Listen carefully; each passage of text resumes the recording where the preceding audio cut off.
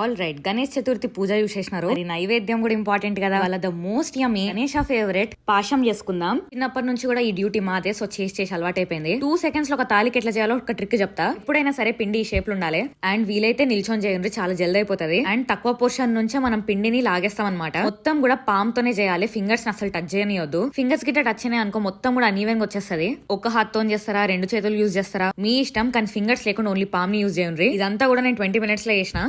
మధ్యలో పొడిపిండి జల్లుతా ఉండుండ్రి. ఒక సాస్ పాన్ తీసుకొని వాటర్ పోసి జర్ర ఉడికిన తర్వాత చేసుకున్న తాలికలన్నీ కూడా లేసేసేయాలి. ఎంబటే దాన్ని గెలకకుండ్రి. 10 నిమిషాల తర్వాత ఫోర్క్ పెట్టి జర ఇట్లా గెలికినాం అనుకో మొత్తం ఉడిచేస్తుంది, అంటే ఫ్రీ అయిపోతుంది అని అంటున్నా. వాటర్ తాలికలు మునిగేదాకా వేసుకుంటే సరిపోతుంది. మొత్తం మంచిగా ఉబ్లాంచిన తర్వాత ఈ నాలుకకి హిసాబ్సే షుగర్ వేసేసుకోండి. 2 ఇలాచీలు, కొన్ని పాలు, బెల్లం కూడా మొత్తం ఉడికిన తర్వాత గోధుమ పిండిని వాటర్ లో కలుపుకొని అది కూడా వేసేసుకోవాలి. కొంచెం ఘీ అండ్ పైనుంచి ఘీతో పోపేసుకోవాలి. నేనైతే పంకిన్ సీడ్స్ ఇంకా కాజూస్ వేసిన, చాలా మంచిగా ఉండే. డ్రై ఫ్రూట్స్ పైనుంచి క్రంచీ ఉండే, తాలికలేమో సాఫ్ట్ ఉండే. టేస్ట్ అయితే ఓవరాల్ జబర్దస్త్ వచ్చింది. మన డౌట్స్ ఉంటే అడుగుర్రి, సమజ్ అవుతుంది కదా. సరే మరి ఉంటాం అలా.